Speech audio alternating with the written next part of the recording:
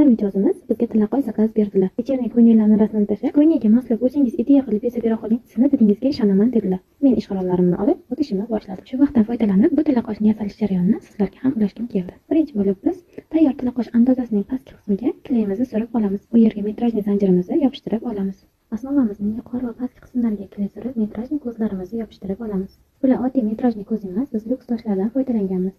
Videoda ko'rib turganingizdek, yuqori va pastki qismlariga 3 qatordan qilib metrajli ko'zlardan yopishtirib chiqdik. Endi peshonaga tushib turadigan shokilachalarni yasaymiz. Pastki qismi aylanib turadigan simchamizga 2 razmerli xrustollarimizni o'tkazib, shunaqa uzunchoq osnovachani ham ulab qo'ydim.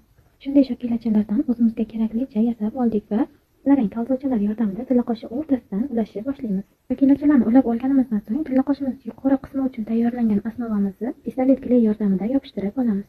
Endi tillaqo'shimizni yuzini bezashni boshlaymiz. Tillaqo'shimizni o'rtasiga va yuqori qismiga klayimizni surib olib, katta razmerdagi toshlarimizni yopishtiramiz.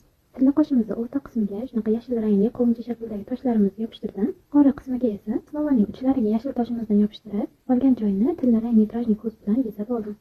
Ishimizga yana pistolet klayimizni yordamga chaqiramiz. Qo'shimizni rezinkasini yopishtirib olamiz va uni ustidan yana bir qavat bandonni yopishtirib qo'yamiz. Sababi aksessuar orqasidagi ishlar ko'rinmasligi uchun. Endi aytingchi, yasagan tillaqo'shim sizlarga yoqdimi? Agar yoqqan bo'lsa, videoga like bosing, izohlarda o'z fikringizni qoldiring va shunaqa aksessuarlar yasashga qiziqadigan tanishingizga yuborib qo'yishni unutmang.